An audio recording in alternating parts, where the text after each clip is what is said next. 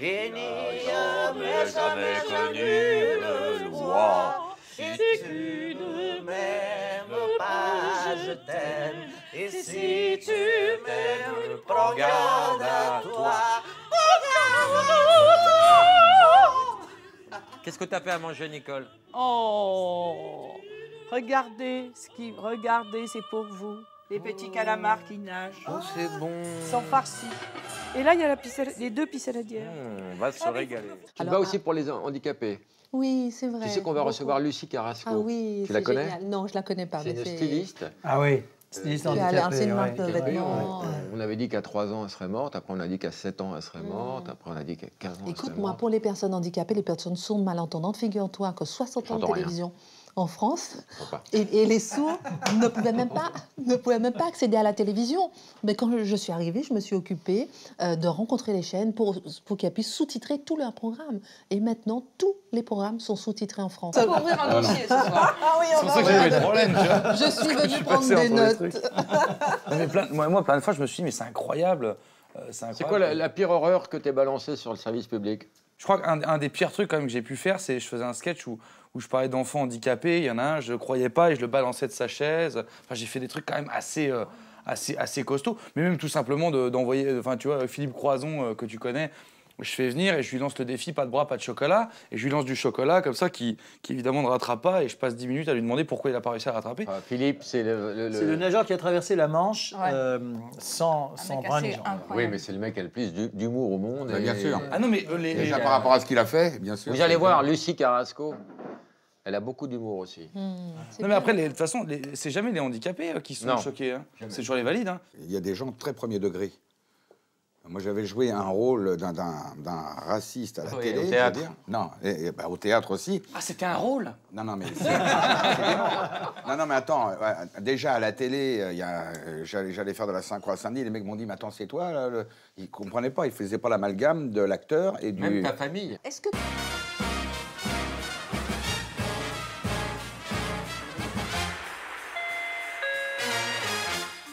Oui, c'est au fond de la cour, tout au fond. Merci beaucoup.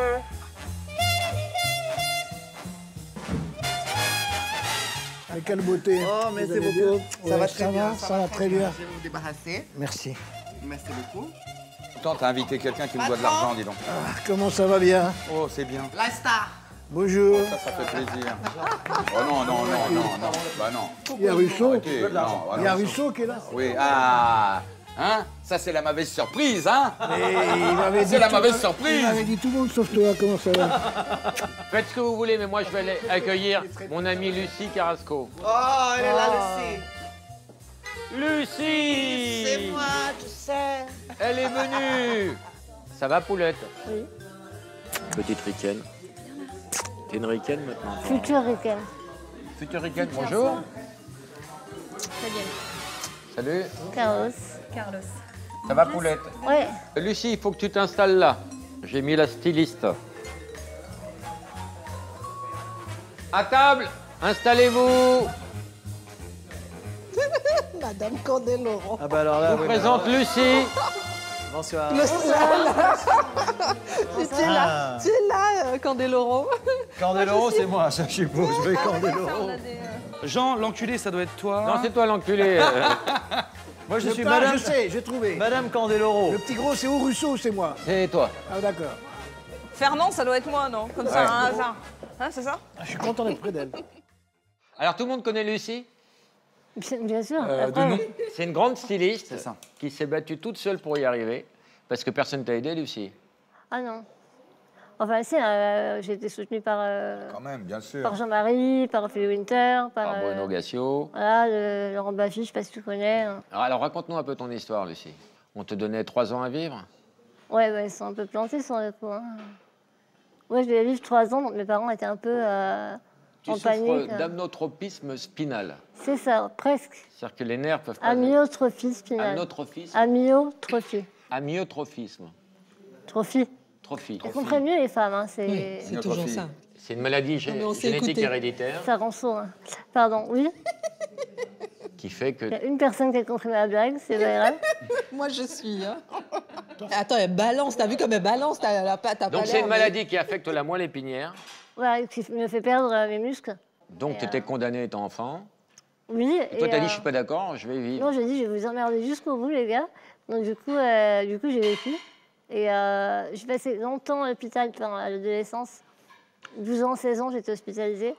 Et comme je m'emmerdais royalement, et qu'il fallait bien que je fixe mon attention sur quelque chose, c'est là que j'ai développé mon envie de dessiner, de créer des modèles, parce que j'ai eu des opérations du dos, donc je portais des corsets, des plâtres.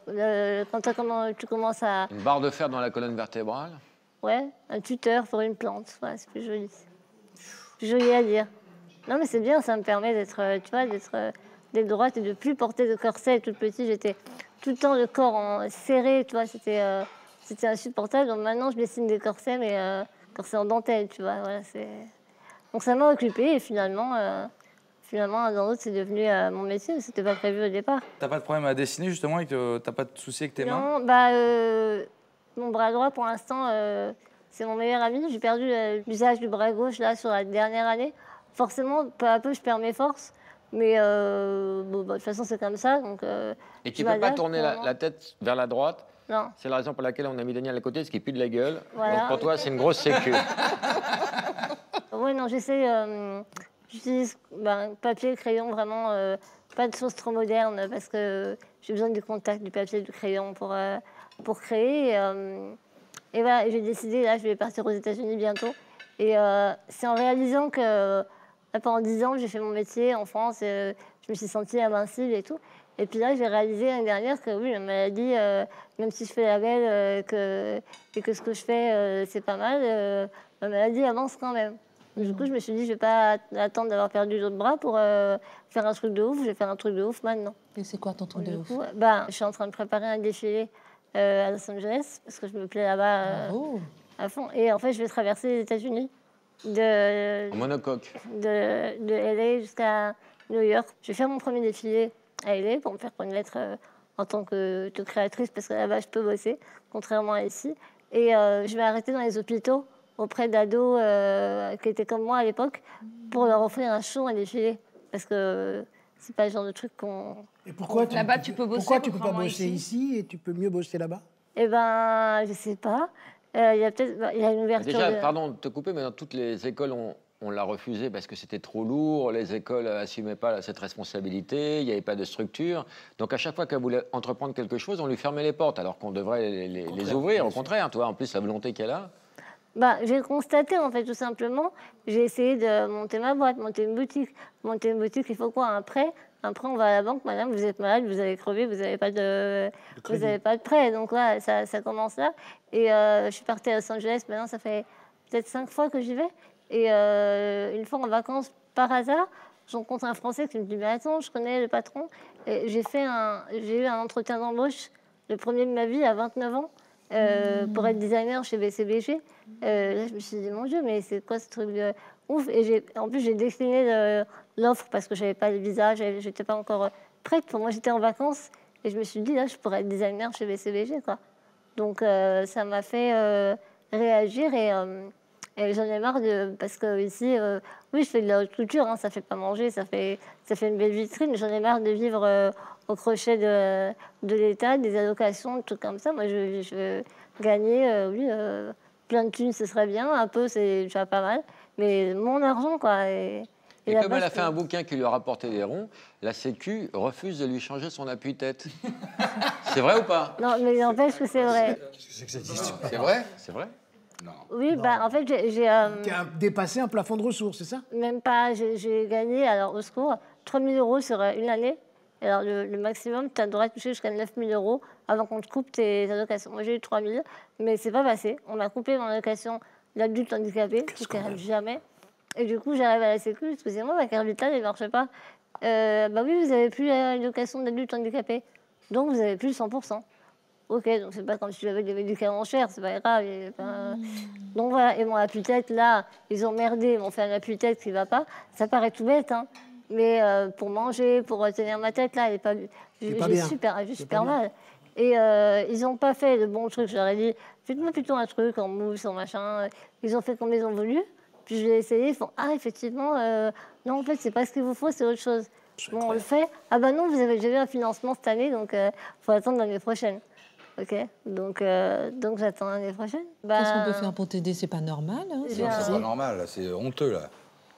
J'ai un ami qui a un cœur énorme, qui s'appelle Jean-Marie Bigard, et que j'ai vu tout à l'heure, qui m'a dit appelle demain et commande ton appui-tête, déjà, je m'en occupe. Bah, bien sûr. Donc voilà, c'est adorable, il est là. Pourtant, c'est pas un type très bien dans la vie. Je sais. Je sais, mais... un peu l'absurdité, hein, franchement. Tu te bats pour travailler, et comme tu travailles, on ne s'occupe plus de toi. C'est ça, mais le truc, c'est scandaleux. Au départ, moi, je m'adaptais, tu vois, je me dis, ok, c'est pas... C'est le bordel, c'est compliqué, ok, pourquoi pas, c'est comme ça. Ma vie est différente et finalement, j'aime bien ça. Mais le fait de voyager et de voir que c'est possible autrement, ça m'a rendue super intolérante. Quand je rentre en France, là, je suis déprimée, mais un truc de dingue, et je m'embrouille avec tout le monde parce que j'accepte plus qu'on me parle comme à une mère maintenant, parce que là-bas, c'est la première fois dans ma vie où on m'a dit bonjour, bienvenue. Mais c'est tout le problème du... Attends, toi, tu te fous de la gueule des handicapés. Oui, mais justement, alors c'est pas le mec compréhensif maintenant. Non, mais justement, c'est exactement, tu sais, là, ça fait... Parce que j'ai osé dire ce que je pensais du Téléthon, alors là, après, ça... Tu as dit quoi au Téléthon? Parce que j'ai dit, et je redis, moi, je travaille avec beaucoup de handicapés, je sais pas si tu as eu l'occasion de voir un petit peu ce que je faisais. Je fais des sketchs, donc moi, je suis un spécialiste de l'humour noir. Ça me fait marrer parce qu'on parle beaucoup du handicap, mais j'ai fait 10 sketchs sur le handicap sur 100 que j'ai fait à la télé. Mais il se trouve que les sketchs que j'ai fait avec les handicapés, en accord avec des handicapés, et non pas en accord, mais d'ailleurs avec eux carrément. J'ai fait des sketchs avec Croison, avec Sophie Vouzelot qui est sourde, avec Fopolo qui n'a pas de bras, enfin plein de gens comme ça. Il a trouvé des spécialités, il a trouvé une niche. Ah oui, il a une niche. Je fais pas des sketchs avec des handicapés pour dire regardez, je fais des sketchs avec des handicapés. Pour moi, je fais des sketchs avec n'importe quelle personne qui peut venir faire un sketch sur un plateau. Sauf qu'à la télé, les handicapés, on n'en voit pas beaucoup parce que tu sais pourquoi tu sais ce qu'on m'a dit une fois? Je dirais pas qui m'a dit ça, mais un jour on m'a dit il n'y a pas beaucoup de handicapés à la télévision parce que la télévision c'est visuel. Et qu'un handicap à la télévision, ça pique un peu les yeux. Dès que j'ai entendu ça. Attention, le CSA s'en occupe. Hein. Je me suis mis. Oui, mais enfin bon. Pour qu'il soit plus visible. Non, mais pour qu'il soit plus visible. Il a beau s'en occuper, il n'y a aucune amélioration. Plus efficace que le CSA. Qu'est-ce que ce serait s'il s'en occupait pas? Parce que là, rien ne bouge. Oui, mais ça va bouger. Ce que je veux dire, c'est simplement quand je suis arrivé au Téléthon, et pour moi c'est l'exemple type, je suis arrivé avec Guillaume Batz. Que je connais. Guillaume Batz, c'est un mec qui a une maladie génétique, que c'est pas la même que la tienne, lui il a la maladie des os de verre. On arrive au Téléthon, qui est quand même une maladie, qui est quand même une émission. On parle des maladies génétiques, donc Guillaume Batz est quand même directement concerné par cette maladie. Et pour une fois, évidemment, moi qui ai l'habitude de travailler avec des handicapés, et Guillaume Batz, qui est un humoriste aussi, qui parle directement de son handicap, qui est directement touché par ça, on arrive, et nous on vient pas pour chialer, on vient pour déconner avec les handicapés. Un nouveau regard, et puis pour dire aussi, un handicapé, justement, c'est pas quelqu'un qui est forcément... C'est quelqu'un qui déconne aussi, qui est dans la vie. Comme tu viens de dire. Et seulement non, en fait. On a fait 2 vannes. Guillaume Batz, ça quand même sort une blague quand même qui est très drôle. Il arrive au milieu des fauteuils roulants et tout, et il dit « Ah ben enfin chez moi ». C'est quand même super drôle. Le mec est quand même, fait quand même 1m40 et difforme. Il faut quand même être complètement malade pour prendre ça au premier degré. Et moi, au-dessus de Guillaume Batz, il y a le panneau d'affichage où il y a le nombre du don, tu vois, donc c'est des millions d'euros. Et je dis qu'on a quand même bien fait de venir, je suis reparti avec un sacré chèque. Et là, Sophie Davant... Un sacré chèque. Un sacré chèque. Et là, Sophie Davant, qui est pas méchante en soi, mais qui se sent obligée de justifier, qui dit non, évidemment, on précise aux téléspectateurs, Jérémy et Guillaume ne vont pas partir avec l'argent. Oui, non, mais évidemment, et 2 secondes après, on lui dit merci, allez, au revoir, machin. Et ça m'a un peu scandalisé, parce que je me suis dit, mais quand même, pour une fois qu'il y avait un regard un petit peu nouveau, un petit peu différent, et surtout positif. Parce qu'ils crèvent du respect et de la pitié, tu comprends, ces mecs. Moi, je me souviens, il y a très longtemps, je tournais une série qui s'appelait Imogen avec Dominique Lavanant. Et Dominique s'occupait d'enfants qui étaient très handicapés ou dont l'institut était pas très loin de l'endroit en Bretagne où on tournait. Et ils étaient chiants comme des vrais mômes. Ils étaient chiants, ils prenaient tes affaires, ils t'emmerdaient, ils faisaient du bruit. On était en train de tourner. Et moi, j'attrape une crise après eux, je dis, bon, il y en a marre de ton Téléthon, Dominique. Elle s'est vexée. Les gosses, ça les faisait rire. Parce qu'ils sont chiants, comme des gosses. Et il faut les engueuler comme des gosses. Il y a une espèce de respect, tu vois. Ils faisaient ce qu'ils voulaient, ils prenaient... C'est une connerie. Il faut juste arrêter. Juste arrêter. Je dis, il faut pas confondre solidarité et pitié. C'est ça qui est terrible. Et condescendance. J'ai eu la chance en Belgique de présenter Make a Wish, tu sais, une soirée où on réalise des rêves pour des enfants malades et tout ça. Mais il y a que les organisateurs qui pleurent. Les gamins, ils chialent pas. Les handicapés, ce qu'ils se mettent entre eux, ils sont très très violents. Puis, évidemment, entre eux, ils s'appellent les déglingués. Parce que moi, et toi, tu dis quoi du Téléthon, Lucie? J'ai dit que j'allais plus déjà, parce que je suis quelqu'un plutôt joyeux. Moi, ça me fait déprimer en 30 secondes. Moi, ce que je trouve très dur au Téléthon, c'est les gamins qui habitent à l'autre bout de la France. Bon, ok, c'est très important pour eux, c'est une grande soirée, mais ils sont crevés, ils ont voyagé dans des conditions difficiles. Le plateau dure 4 heures et tu y vas, il est minuit, 1 heure, et tu vois les gamins qui ne tiennent plus. Ils n'en peuvent plus, puis pardon, je connais Sophie d'avant, j'ai rien contre elle non plus, mais les questions sont fermées, les gamins ils n'en peuvent plus, ils sont hyper impressionnés. C'est des questions fermées, genre alors t'es content? Oui, le gamin il classe pour un con et tout va bien. Mais je pense que ce que tu fais, c'est hyper important. Si on pouvait enfin en rire, ça démocratise vraiment, quoi. Parce que le Téléthon, aujourd'hui, on regarde, c'est tellement insupportable, mais moi je supporte pas. On se dit, allez, ok, on fait un don, mais on zappe. Et on regarde Miss France parce qu'on espère qu'elle va tomber. Ou voilà. Mais non, mais elle a entièrement raison. Enfin, c'est incroyable. Moi, je pense que l'émission du Téléthon, elle a le mérite d'exister quand même, mais je pense qu'il faut la faire évoluer aujourd'hui. Ça, c'est sûr. Et on le voit ne serait-ce que par rapport aux audiences, tu vois. D'année en année, les audiences chutent. Mais parce que et il faut la faire évoluer. Il faut la faire évoluer, comme tu dis, peut-être avec effectivement un autre handicapés. regard. Ouais, avec déjà. un autre regard. Peut-être ça, la Déjà, solution. ça ira mieux, déjà. Oui, parce que... C'est quand même quelqu'un, enfin, pardon, c'est Jerry Lewis qui a créé ça. C'est un acteur, c'est un humoriste, c'est quelqu'un justement qui a été touché par ça, qui est là-dedans. Quand c'était Claude Sérillon et Gérard Rolls, mais qu'est-ce qu'on les fous rires, c'est pas mal comme humoriste.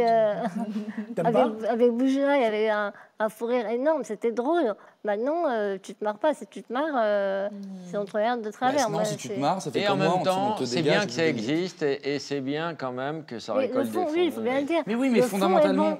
La forme n'est pas bonne, mais le fond est bon. Oui, c'est positif, mais c'est positif pourquoi? Parce que si on récolte de l'argent, mais qu'on sacrifie en même temps l'image du monde du handicap, il faut arrêter. Un mec comme Grégory Le Marchal, par exemple, qui est un bon exemple de courage les gens font des grandes choses. Pourquoi on est obligé? Est-ce que Grégory Le Marchal, il a vendu des albums en montrant quand il sortait de scène pour aller cracher un quart d'heure? Non. C'est quand il est sur scène qu'il vend des albums. Donc à un moment donné, il faut juste arrêter d'être dans le misérabilisme tout le temps et de dire ces gens souffrent, ces gens sont malheureux. Arrêtez, quoi. Je trouve que ça touche un point très sensible à la télévision, le fait qu'on ne parle pas de choses positives. Et ça m'embête beaucoup parce que... Mais le téléspectateur, est-ce qu'il veut, lui, du positif? Mais bien sûr. Attends, c'est très intéressant parce que... Mais attends, là, dis donc. Non, mais c'est vrai parce que... Pourquoi est-ce que dans les journaux télévisés, on ne parle que du négatif? Attends. Et pourquoi il n'y a pas d'animateur handicapé? À part le gamin de Top Chef qui Je présente une émission avec une jeune femme qui s'appelle Sandra Laoura et qui est handicapée. Elle est super. Et qui est une fille extraordinaire. Sportive. Oui. Voilà. Mais Pardon, Nicole, présente-nous ton entrée. En chantant. C'est une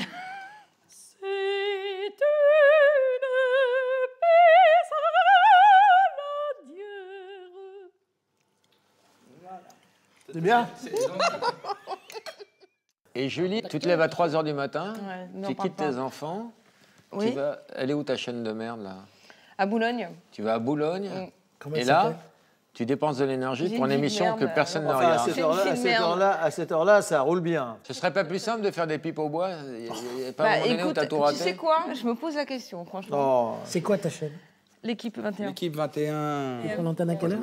Je prends l'antenne à 7 h, mais je suis à 4 h à la rédaction. Voilà. C'est un petit peu dur. Non, mais t'as pas de vie quand tu fais Non, ça. mais j'ai pas de vie. Ah non, c'est horrible. Ah non, c'est horrible. T'as aucune vie sociale, tu vas pas au théâtre, tu vas J'ai pas au plus d'amis, spectacle. je sais plus ce qui se passe, je ne sais plus qui est sur scène, je vais plus au cinéma, j'ai plus d'amis, je prends plus d'apéro. T'as fait ça aussi, Christine, les matinales? Ah oui, mais c'était horrible. Mais jusqu'à maintenant, je suis complètement cassée. Hein. C'est-à-dire que je suis obligée de prendre un petit truc pour dormir le soir et j'ai arrêté. Encore maintenant? Ah, je suis obligée. Ça Tu m'a l'as tuée. bien vendu, hein. Ça m'a Le pire, tuée. c'est Ça m'a la vie tuée. sociale. Lucie, t'es mariée, toi? Non, pas encore. T'es pas mariée avec Hans? Pas encore. Tu vas te marier? Je dis oui. Qui c'est Hans? Tu as dit oui? Mon mec. Ça fait 6 ans. 6 ans et Donc demi. j'ai dit oui. Non, mais 6 ans, ça, il m'a demandé c'est depuis 6 mois. J'ai eu un choc, du coup j'ai dit oui, mais on n'a toujours pas fait. C'est un ancien nageur de haut niveau. Oui, champion d'Allemagne de natation. Et comment t'as rencontré ton mec, alors? À la sortie d'une école. De Il l'école? allait chercher sa fille et moi j'allais chercher ma petite sœur. Mais il est plus âgé que moi. Il a une vingtaine d'années de plus que moi. Et du coup, il allait chercher sa fille et moi ma sœur. Et voilà, 3 petits points. Lucie, tu peux avoir des enfants ou c'est impossible? Si, je peux. Et tu le souhaites? J'aimerais bien. Mais médicalement, c'est pas compliqué que d'envisager un enfant? Dangereux? Si, en fait, j'ai voulu essayer d'estimer, d'avoir un pourcentage de risque que mon enfant ne peut pas avoir la maladie, parce que ça saute une génération, donc les enfants, c'est sympa pour ses enfants. pourraient, voilà, c'est ça. Mais donc, a priori, il n'aurait pas la maladie, mais normalement, il irait bien, mais il y a de fortes probabilités que moi, j'aille moins bien. Donc, comme c'est peut-être un peu égoïste, du coup, mais je ne sais pas si je peux vivre encore 10, 20 ans très bien. Si je m'enlève 5, 10 ans de vie, c'est beaucoup, tu vois. Et puis, si j'en prends un coup au niveau de ma santé, j'ai une vie, un train de vie qui n'est pas commun, mais que j'aime vraiment. Et j'ai peur inconsciemment d'en vouloir à mon gamin si je ne peux plus rien faire à cause de... Une adoption? Voilà. J'aimerais bien, une mère porteuse. Au plaisir À l'industrie suisse. À l'amitié. Ouais, moi. À l'amitié. C'est quoi la différence entre un tétraplégique et un spaghetti? Je connais. Le spaghetti, quand tu le suces, il bouge. Voilà. Oh, Lucie! Bon appétit! Lucie! Eh bien C'est deux juifs qui décident de tuer Hitler. Alors, ils connaissent tout à fait son parcours. Ce qu'il fait pour aller de chez lui à son bureau, etc. Ah oui, d'accord. Ils savent qu'il passe à 15h03, là. Ils sont là, il y a Moïse et Shlomo qui sont là avec leurs trucs. 3h03, personne. 3h05, personne. 3h10, à 3h30, il n'y a toujours personne. Et là, il y a Moshe qui dit à Shlomo, ça m'inquiète, j'ai peur qu'il lui soit arrivé quelque chose. C'est très joli, ça. Il paraît que c'est une histoire vraie, en tout cas c'est Sarah Ferguson qui la raconte. C'est la reine d'Angleterre en 1995 recevait Lech Walesa, le président polonais, ex-mineur de fond. Et elle veut lui faire un peu le grand... Il paraît que cette histoire est vraie, mais elle est vraie. Et donc le grand train, donc carrosse royal de Buckingham sur le Pall Mall, vous connaissez Londres, etc. Et donc les deux sont dans le carrosse royal, et à un moment donné, l'un des chevaux lâche un paix aussi odorant que bruyant, truc énorme, quoi. Puis alors, ça commence à sentir dans le carrosse, etc. Et alors, le bruit, etc. Et à ce moment-là, la reine se tourne vers Lech Walesa et dit « Oh, I'm so sorry ». Et lui, il répond, oh, tu sais, avec l'accent anglais polonais, oh, it doesn't matter, I thought it was the horse. Je pensais que c'était le cheval. Suis-je entendu? Le roi! Oh là là! Moi, j'ai habité longtemps dans le quartier des Halles où il y avait beaucoup de filles à l'époque. Et j'ai entendu cette chose-là, une fille qui disait à l'autre, c'était une Marseillaise, écoute Ginette. Attends, dis un autre prénom, parce que Ginette, c'est le prénom de ma mère. Excuse-moi. Et de ma mère aussi. Ah bon? Oui. Vous êtes tous des fils de pute, c'est pas croyable. Allez, bravo. Le salopard. Au CSA, bravo. Il y a de la joie. Bonjour, bonjour les hirondelles, il y a de la joie. Dans le ciel par-dessus les toits, il y a de la joie. Il y a du soleil dans les ruelles, il y a de la joie. Toujours chez Baffy, voilà.